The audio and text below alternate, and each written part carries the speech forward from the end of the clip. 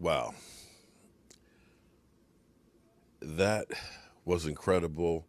I literally remember when that happened. I'm that old. The Hail Mary.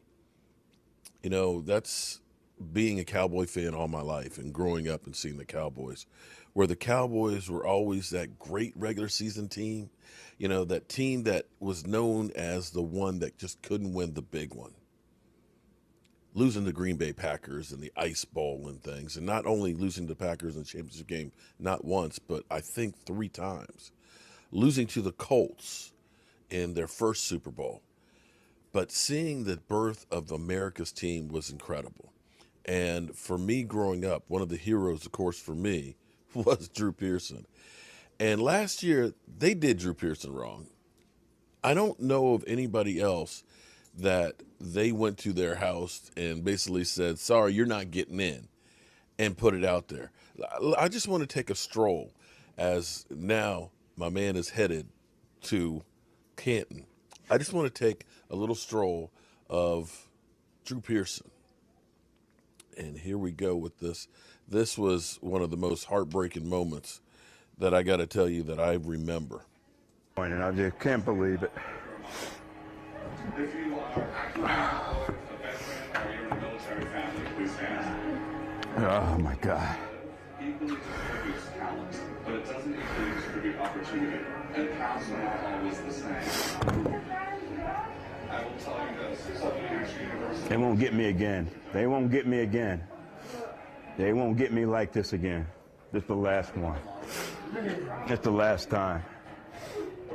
They're not gonna screw me again. We all know about promo. With just a single click, you might find every working color on the internet and apply the best one to your color. Honey has recommended people over $1 billion games. Start saving on all your favorite sites. Over 20,000. Download Honey for free in just 2 minutes at joinhoney.com. Oh man. I just want to thank everybody for coming anyway and being here. We thought we were going to have a good moment. We deserved that moment. Can't do nothing about it. Can't catch no more damn passes. Can't run no more routes. It's there. What upsets me more is when they say you don't deserve it, they talk negative about you. There's nothing negative about my career in the NFL. Nothing. How could you say negative things about it? That's what upsets me more. You put your hands in your fate in the hands of people, and you trust them to do it right. And I'm not saying those guys that got it, God bless them, they deserve it, each and every one of them. But man, it hurts. They broke my heart. They broke my heart. And they did it like this. They strung it out like this. I'm sorry. That was, I hate to say that, but that was about as cold-blooded as it gets. But Step right up here, brother, right there. they got it right this time. There he is, right there. Oh Look my at him. God.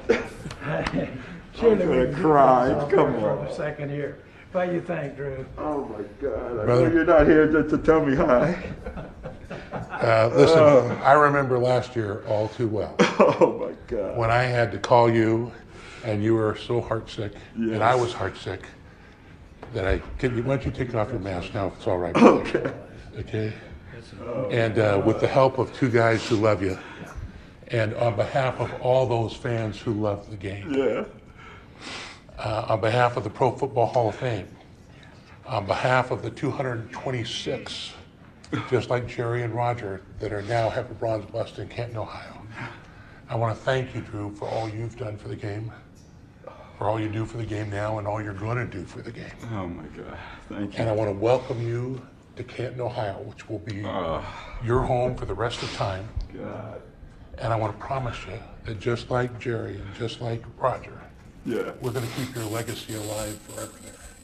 The guy that has my job 100 Dave Bakers from now is going to be talking about Jerry Jones and Roger Staubach and Drew Pearson, not only as great contributors to the game, but as the man of character that you are as well. Well, thank you. I thank you for saying that, and I'm just stunned. I didn't know what to expect coming here, not this though. And I've been waiting, you know, finding out the vote had been in and all that, and I'm going crazy waiting and waiting. And man, I appreciate you coming here and being here in person to tell me this, because I've always wanted this, okay, for a long time. And to have Roger here, Mr. Jones, to celebrate or be part of this with me, it couldn't be better. It couldn't be better, and I thank you so much, and I promise I'll live up to what the Hall of Fame is all about and all those great guys that make up the Hall of Fame. I know you will. I will live up to it the rest of my life, and now you're giving me a chance at immortality. Man, that was incredible. That was incredible, and that was righting a big wrong, because to have gone through last year and to see the pain of and disappointment for the world to see, and still having the class to keep it together and said, if it had been me, I would have been using 4-letter words. But you got to understand what football used to be like back then. You know, today the athlete is coddled and pampered and things, you know, and I get about safety and things like that. But go back through and look at some of these highlights of, you know, football as it used to be, raw as it was. It wasn't about Drew Pearson trying to get that mega deal and looking out for his own franchise. These guys played for the love of the sport. They weren't getting rich by doing this. Hell, most of them had to have a second job in the off season to support their family. They fought for their teammates. They fought for the glory of the Dallas Cowboys. And it was a totally different era. And I am blessed to have been old enough to have witnessed this, because your younger generation, you know, you think that everything just was invented right now and this is the way it's supposed to be. You don't have a clue what these guys were. And for some of them to be forgotten is a travesty. I was fortunate enough to actually meet Drew Pearson and do a little interview. And it's about 5 minutes long. I'm going to put this in here because the last question that I asked him was beautiful. It was beautiful. And what you see here with Drew Pearson is going to the mountaintop with the Hail Mary, hitting rock bottom when everything that has been your life's work was deemed not good enough. And then finally getting the praise that you deserve. Thank you, Drew Pearson, for being that man for me to watch growing up. It's down by Terminal E, Gate 5. There's a Skylink right. Mark Holmes here with the original 88, here with the Cowboys experience. And the biggest question I got to ask you is, where is your restaurant in the airport? To Terminal E, near Gate 5. Okay, because we came in this morning, man, I could not find it. But it's down by Terminal E, Gate 5. There's a Skylink right there, so no matter what terminal you're in at DFW, you can get there. It's accessible via the Skylink, and come in. Get there a little early. You know, you brothers like to show up late. Get there a little early and check in for your flight. Find out where Terminal E. If your flight's not in E, get on a Skylink, come on down and have a Hail Mary, Bloody Mary at the Sports 88. Hood, hood. Hood. So what I'm actually doing is I do YouTube here, and I've got my fans have a few questions for me. So the first one was, how was it when you were trolling the Philadelphia Eagles at the draft? No, it was just a spur of the moment type thing. You know, I knew what I was going to say, but I didn't plan on saying it that way.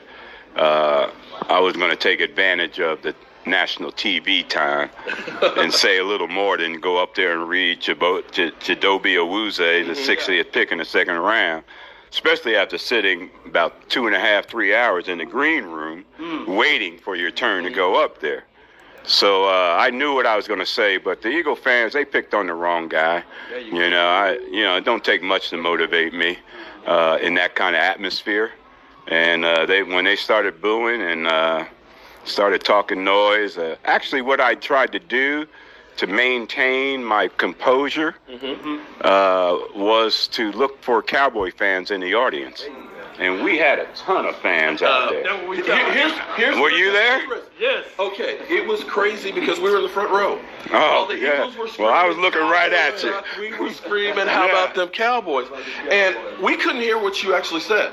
Because we you're were too just- close, it was yeah. like a mosh pit yelling and everything else. And everybody kept saying, did you hear what Drew Pearson said? And I was like, no, we couldn't hear anything. And then I got back, I was like, oh my God. And then he heard all the boos and it getting louder and louder. You knew something was going on. You started the whole trend down. Because now everybody's You know, the trying to do thing is, they're trying to match that, but you got to match the atmosphere. That's what created the presentation. You know, when you have 32 teams represented like we did at AT&T for the last draft, you know, you get up there and try to, get fired up. You're only firing up 32 people, in the audience. So it's not. It was the atmosphere that lent to the presentation, and so I don't know if they could ever duplicate that. But if they duplicate that, then somebody might be able to duplicate the greatest draft speech of all time. There you go. From Bill Bates, one more question for you. How does it feel to come back 13 points down with 4 minutes to play in the final game of the 79 season against the Washington stinking Redskins and get the #1 seed? Well, anytime you beat the Redskins was very special.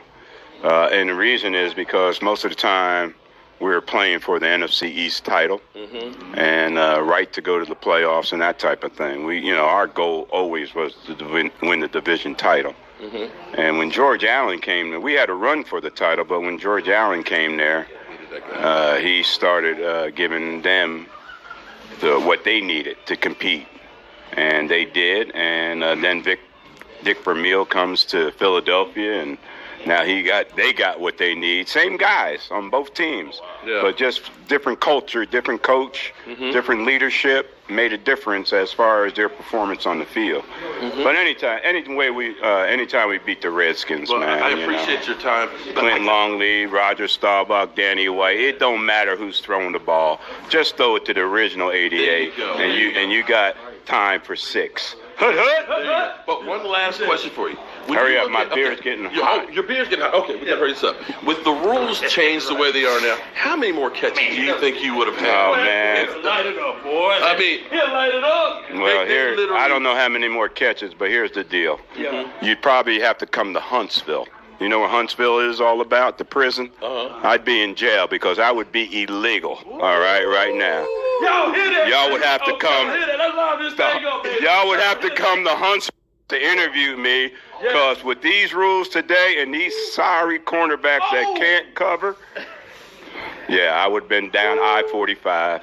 Y'all would have had to come see me. Okay, guys, you heard it from the original 88. Before there was a Dez Bryant, before there was a Michael Irving, this man. Malcolm, come rescue me, man. Woo! I'm Mark Holmes. Thank you very much. Too much noise. Thank you, guys. Fred Smith here told us the B&H photo helped change his life.